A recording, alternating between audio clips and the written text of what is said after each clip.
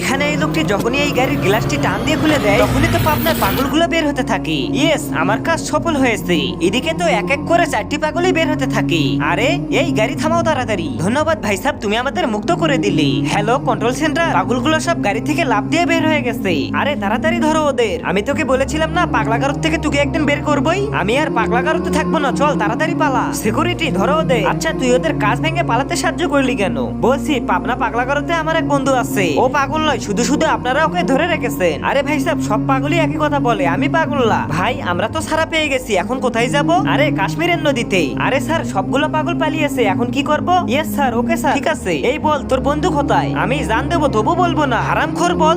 বলছি স্যার বলছি, সবাই কাশ্মীরের নদীতে গেছে, তখনই এক পাগল কাশ্মীরের ছোট নদীতে পড়ে যায়। আরে বাঁচাও কে, ওকে বাঁচাও। আরে ওই তো একটা পাগল নদীতে পড়ে গেছে। হ্যালো স্যার, একটা পাগল নদীতে লাফ দিয়েছে। ভাই তুই চিন্তা করিস না, আমি এখনই আইতেছি। তার আগে আল্লাহর এই ছবিটা দেখে যারা এড়িয়ে যাবে তাদের মনের আশা কখনো পূরণ হবে না। আর যারা আল্লাহর এই ছবিটাকে মন থেকে ভালোবেসে ভিডিওতে লাইক আর চ্যানেলটাকে সাবস্ক্রাইব করে কমেন্টে আল্লাহ লিখবে, তাদের সকল মনের আশা পূরণ হয়ে যাবে। আমিন। ওই যে দেখেন স্যার, আমার বন্ধু ওকে বাঁচাই দিয়েছে। ও একদম সুস্থ মানুষ, আমি বলেছিলাম ও আমার বন্ধু। স্যার একটা পাগল আরেকটা পাগলকে বাঁচিয়ে দিয়েছে, আল্লাহর শুকরিয়া। এবারে ওদের হাজতে ভরো। ঠিক আছে স্যার। এর 2 দিন পর পাবনাগরতে এক এক করে সব পাগলই ধরা পড়ে।